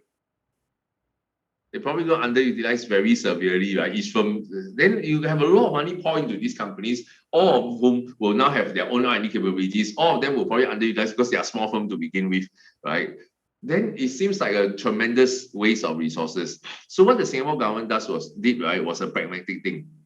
I don't need, if there are 10,000 SMEs out there in the electronics industry, I don't need to help 10,000 firms create R&D capabilities. I need to create a few big R&D institutions that can serve these 10,000 companies, right? So the government bears the high entry cost of setting up the R&D capability for the industry, usually at some local university, set up a research institution, have built a brand new building inside the university, house it with all the necessary R&D equipment, hire the talent that is needed to be hired using taxpayers' dollars, and then get these researchers, right, to partner with local SMEs to do research on how to improve their production process, right? So the government is actually the one doing the heavy lifting, right? They get the infrastructure set up and pay for it first.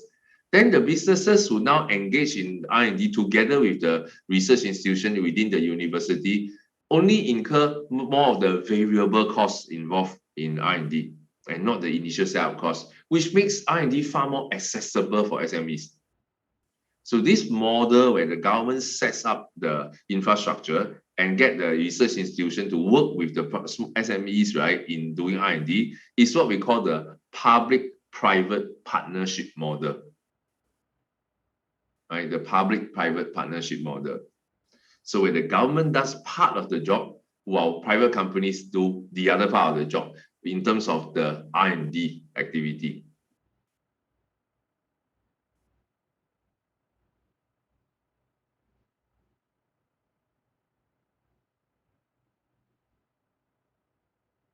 I believe if your school teach the public-private partnership idea, right, they probably would not explain it clear enough. There are a lot of students actually don't understand what is this thing called public-private partnership, even if they heard about it in school.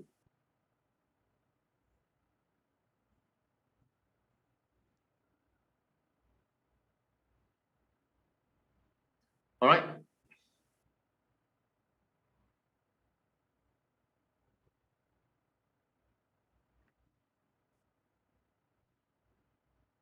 Okay, so this is for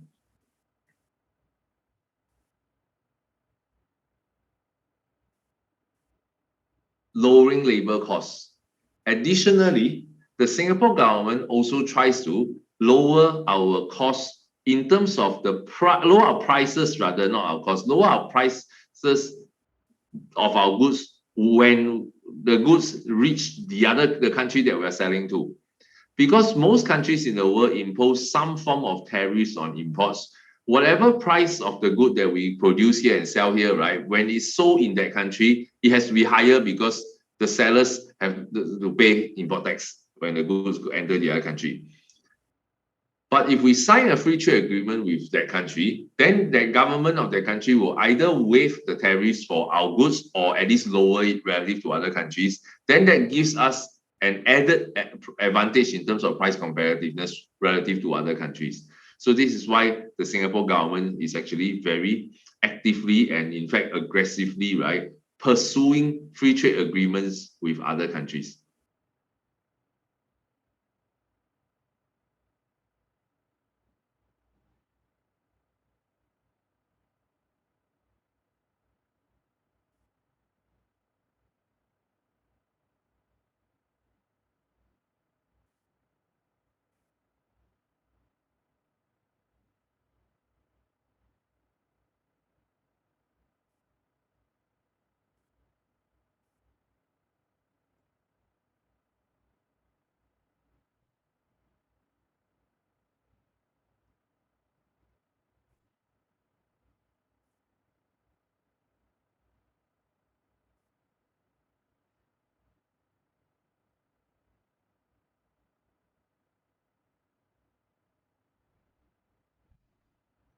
All right, next.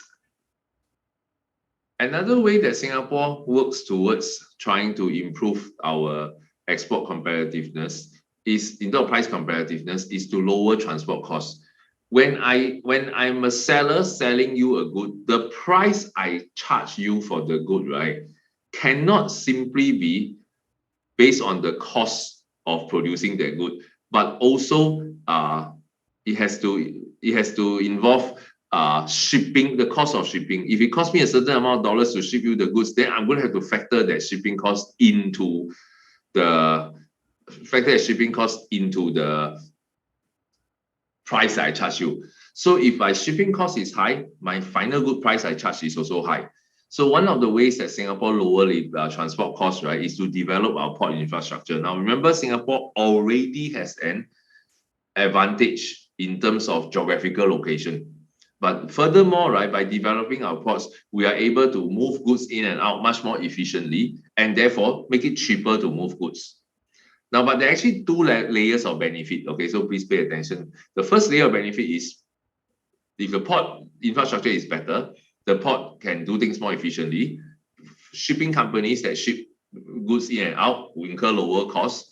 That lower costs translate into lower prices for companies who import and export goods, right? Particularly for firms that export goods, it's cheaper to export. Now, that's one layer of benefit. The second layer of benefit, right, is that when the Singapore port is more efficient, this will attract more shipping companies, right, to use Singapore as the transshipment hub. Means there'll be more ships coming in and out. But when there are more ships coming in and out, right, companies who want to export goods, right, have more shipping companies to look for to say, can you carry my goods to this country? So then there are more seller or shipping services in Singapore market, means that the competition is also going to drive down shipping costs, right? On top of that, the port is going to have more economies of scale when they serve more shipping companies. That cost savings will ultimately still be passed on to shipping companies in terms of lower shipping costs, which will in turn be passed on to businesses who need to ship goods. So all in all, right, this developing port infrastructure in Singapore is actually a very underrated point. It's actually a point that leads to a lot of benefits for the Singapore export industry.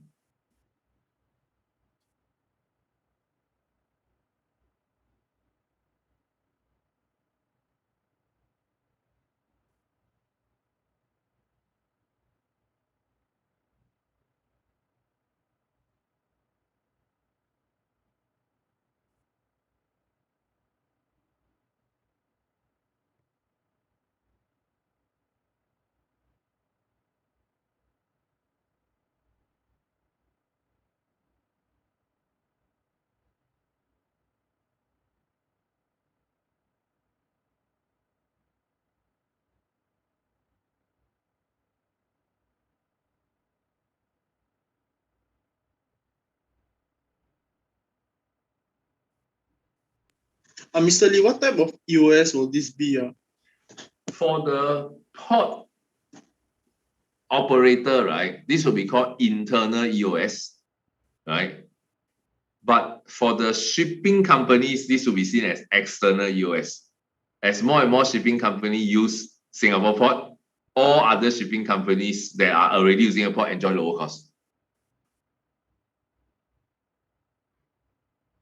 Okay. Then for the firms that use this, is basically they're just enjoying the cost savings passed on to them from the shipping companies, which then ultimately translate in them passing on the cost saving to consumers overseas, buying goods more cheaply. And then that in turn helps us gain more market share.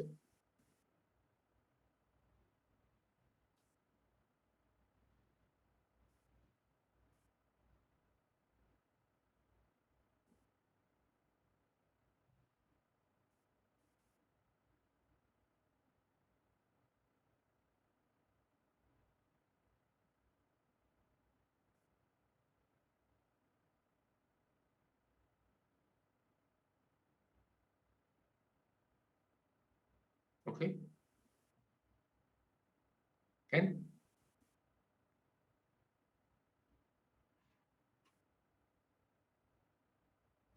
All right. Then next. non-price competitiveness.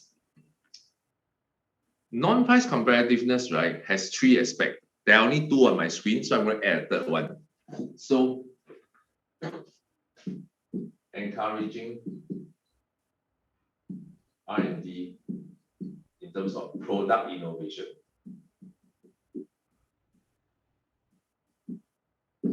So, in addition to the process innovation that we talk about, product innovation can also help export competitiveness, but in terms of non-price aspect. That means process innovation is do R&D to find ways to produce our goods cheaper. Product innovation is use R&D to figure out how to make our product better. How is it done? Same way, right? The research institutions that the government helps set up in Singapore are not there only to do process innovation R&D. It's also to do all forms of R&D that can help benefit the firms.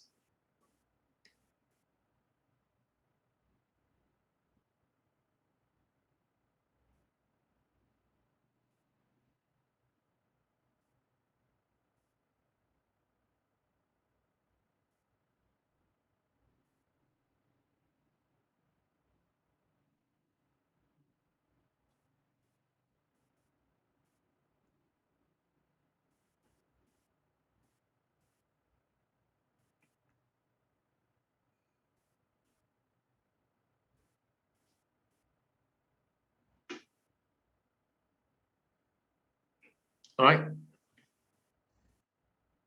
Now, then next, another aspect of quality is what we call quality control. What is quality control about? Quality control is about defect rates. You know how China is kind of like a bit famous these days, at least in the last 20 years, right? Of whatever goods they produce, right? You buy today, spoil tomorrow type, right? Means the defect rate is very high. Sometimes you buy today, right? Deliver to your house today, open up the package today, already spoiled. Right? A lot of Chinese products are like this because their concept of quality control is not there in a lot of these companies that produce goods. Singapore was no different, right? In the 60s and 70s, a lot of QC problems. Japan was no different, right? In the 50s and 60s, right? A lot of countries, when they industrialize, they go through this phase where quality control was not something that businesses are very familiar with. And the defect rates tend to be high, and you gain a reputation for producing low quality goods. So early on in the 1980s, the Singapore government already realized that in the long term, right, we cannot count on being cheap. We have to at some point improve quality, right? And so they started early by teaching, right? The government actually sets up government agencies whose sole purpose, right, is to go and teach companies about quality control, particularly which kind of companies? Export industries, right? Teach them about quality control, how to measure your defect rate, how to identify where in your production processes are the area that causes the defect rate to high, and how to make modification to your production process in order to try to reduce the defect rate. And when you manage to reduce the defect rate, great. Then now look for other ways to reduce further, right? And this is a process that the government actually very actively, right, got SMEs in the export sector to learn and develop their own quality control capabilities. And that actually over time helped Singapore gain better and better reputation in terms of producing high quality goods. Now, but you learning how to produce high quality goods with low defect rate doesn't mean that the consumers around the world, right, are aware, right, of that your quality is better. So we also need recognition that these companies get for the quality level that they have achieved by getting them recognized or accredited, right, internationally. Now there are international organizations, right, that will go through review and accreditation process to say, okay, your company is able to produce goods of a certain level of quality. We give you a certification, and that certification is recognized worldwide.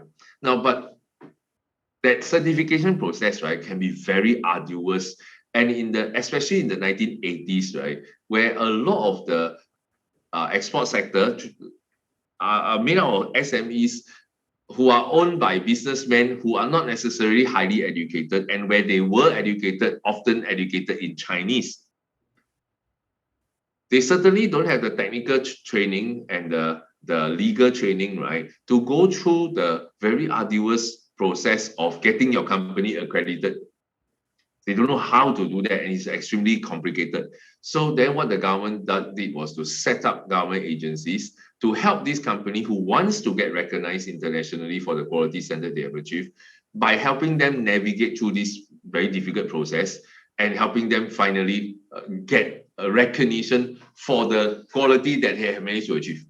And once they get these qualifications or certifications, like ISO 8000 or ISO 7000 or ISO 9000, then they're able to proudly, right, put that ISO logo on their name cards, on their letterheads, right, in their correspondence. And the other party who is buying your goods, right, who's seeing this on a letterhead is going to like have confidence. Oh, this is ISO 8000 certified. So that says there's a certain quality level, right? And there's the defect rate, it cannot be lower than 100%. So I don't need to worry and say, ask you, hey, Vanika, your defect rate how high? Then you tell me. Then I wonder, should I trust you? Should I not trust you? But then I see the ISO 9000 logo there, right? Then I was like, okay, that means you can trust. Of course, maybe you fake on that. You just own self go and print, download the ISO logo and put on your letterhead. But of course, I can always go and check, right? I can always go and check. Where's Vanika? Oh, she just left this class. Yeah, now she's back. Okay, so I could always go and check whether it's real or fake. Right? So this is about increasing the recognition. All right, so this is Singapore's policy. Now here comes the main point. Okay, please pay attention now. In macro aims of government was how we classify favorable balance of payment. Is it classified as a long-term growth problem or short-run stabilization problem? Or is it a short-run stabilization aim or long-term growth aim in macro aims? Favorable BOP. Do you remember? Amir? No, is it long term? No, you guys, how come your content so lousy on? Right? Short run BOP or favorable balance of payment outcome is classified as a short run stabilization issue. However, right, if you look at all the policies that Singapore government use on the board, which one of these is a short run policy? Absolutely don't have, right? Every one of these policies are long-standing policies used for decades in Singapore. They are long-term policies that I continue to use. It's not like I implement that I stop already. It's I implement, I continue to implement, right? So Singapore's approach to balance of payment, right, is to achieve a CA surplus. But unlike the textbook version where we treat that, oh, got a deficit, let's do something about it, right? Singapore government, right, targets long-term, right? That means we focus on the long-term health of our export competitiveness. That's our main focus. But your school teacher will be required to teach you that there are also short-term policies the government can use, just that Singapore government doesn't really do it, right? But these are standard solutions in textbooks. These standard solutions in textbooks are called short-run demand-side policies. So the question, the essay in question is, what policies can the government adopt when faced with a CA deficit? Okay, we're going to fast forward a few pages. The in-between pages that I just clipping are not really that important.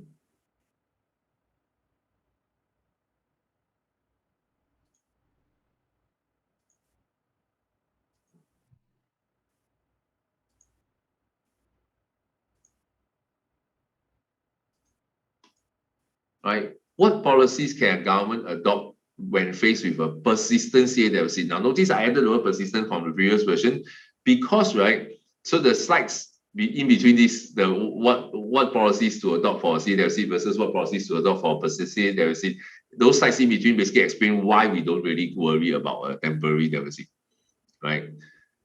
But so the exam will need you to focus on persistent deficit. Persistent deficit can only be caused by long-term supply side fundamental issues. And therefore, the only meaningful solution for persistent deficit has to be long-run supply side policy. However, the downside of supply side policies is that they have long time lags, right? Supply side policies have long time lags, and that means even if I implement a policy to improve my long-term export competitiveness, I won't see the benefit in terms of my balance of payment improving or my current account improving quickly. And sometimes governments will say, well, I want to see some improvement in the current account quickly. So what might the governments do, right, as a short-run strategy is to, while I'm doing the long-term solution on the supply side, I implement temporary short-run demand-side policies that can manage the balance of payment or current account first. This type of policies in the syllabus is classified as expenditure switching policies and expenditure reducing policies. So I want you to get this very clear in your head that these are what policies? Demand side or supply side? These are demand side policies. These are short run and long run policies. These are short run policies. Do they solve your underlying root cause of your persistent deficit? No, right? But they can temporarily reduce the deficit that your country is facing, only temporarily, in order to improve the situation. But all this while, right, you should always be using long-run supply-side policy to deal with underlying causes of deficits. Just that they take time. They will take a long time for it to bear fruit. So what you need to do is what you might want to do is to implement policies like these to temporarily manage the BOP outcome. Kind of like, let me give you an analogy. I just thought of an analogy. You know how some people, clearly not me, care about their complexion a lot. And in order to deal with your complexion, you got to like sleep early, eat healthily, drink lots of water, eat the right kind of foods, right? So there are a lot of women, for example, very concerned about their complexion. Suddenly develop some, poorer complexion then they say, oh shit, my complexion has become very bad. I need to change my habits and my lifestyle. So they make an effort to do supply side changes, right? They will sleep earlier, they will give up coffee, give up sugar, give up milk. They will do all sorts of different things to deal with the internal health of the body that can improve your complexion. But these are things that are not going to solve your poor complexion over a week or even a month, right? They will take maybe many months. But it's a long-term solution that is probably the most meaningful solution. But in the meantime, right, they need to go out and work, meet clients, they want to be presentable. Then what they do? Makeup, right? So use makeup to make it look better, right? So in a sense, the AD policies are that makeup, right? While the AS supply side policies, right, are policies that aim at improving fundamental true export competitiveness. Right, so which we learned for Singapore cases now, what are some of those examples? But what are switching and reducing policies? Expenditure switching policies are called expenditure switching policies is because the objective of the policy is to get the consumers in your country to switch away from imports towards locally produced goods. So what is the effect if this is successful? If successful,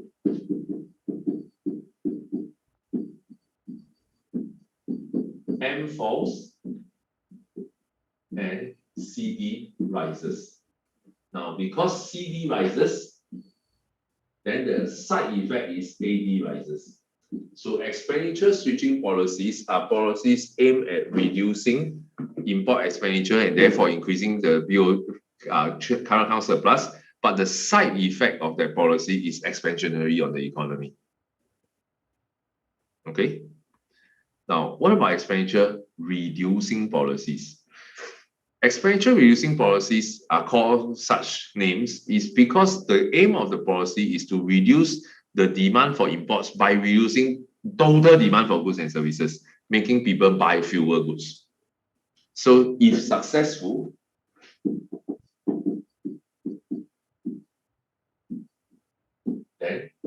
M falls and CD also falls.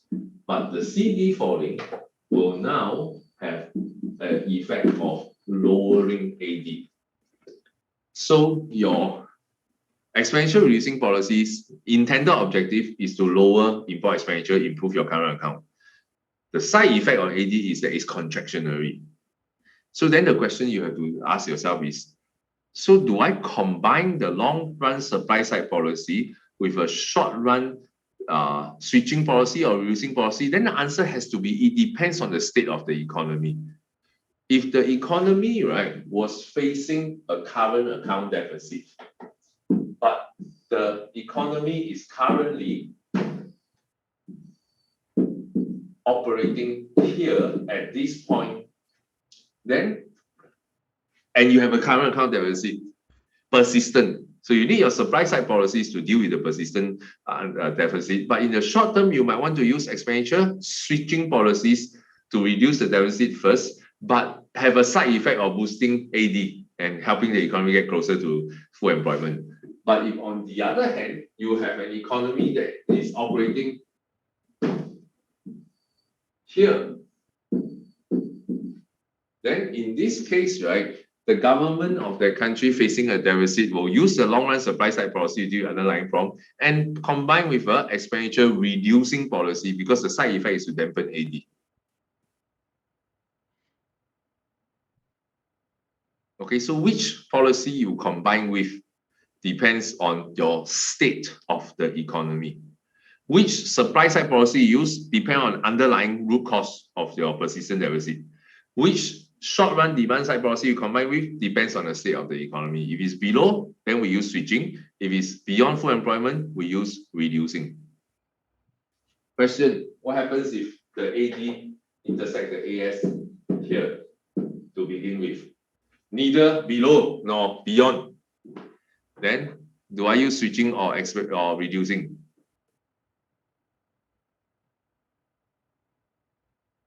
PJ.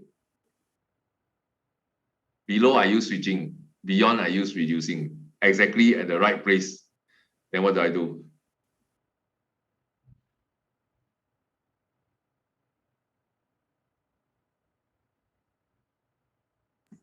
Not sure, but Try. is it just continue with your long term, but you don't do anything? Don't do it in short term. No, right? Your goal, remember, your goal of the short term policy is still to reduce the deficit. The effect on AD is a side effect. So you cannot be like because of side effect, I give up my objective altogether, right? Cannot be. So wrong. The correct answer, right, is to do a bit of both, right? Because each type has opposing side effect on AD, right? If I do a bit of both, I'm going to have those side effects kind of offset each other. Maybe even not fully, but at least to some extent, they'll offset one another. Okay? All right. Then we'll stop here for today. The center manager will be sending you a soft copy of the lesson materials that I will be using for the June holiday classes. The lessons will run in sequence of lesson 1, 2, 3, 4, 5, 6, 7, 8. If you were given any other information by the center manager before this regarding lesson sequence number, ignore that. We are changing. We are going to stick to lesson 1, 2, 3, 4, 5, 6, 7, 8. So a soft copy would be sent to you perhaps tonight.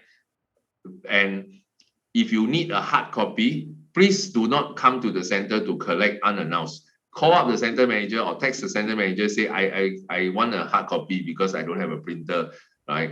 Or you say that I don't want to print my own because it's 75 pages. Can you print? Then the center manager says, sure, I'll print for you. Then you arrange a time. Then you come to the center and pick up, or your parents come on your behalf to pick up. Right? Don't come unannounced. Suddenly say, I need. Then like 50 people show up. I say, I want. The center manager have to make 50 people stand outside, then social distancing, then while the machine is printing.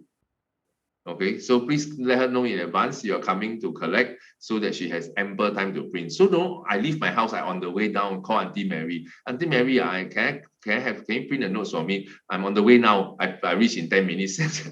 She may have other things that she need to do urgently, right? So please, as early as possible, Right? If you know for sure you need a hard copy, right after lesson, contact Auntie Mary and say, I'll come on Sunday or Saturday to pick up. Right? At least you let her know ASAP.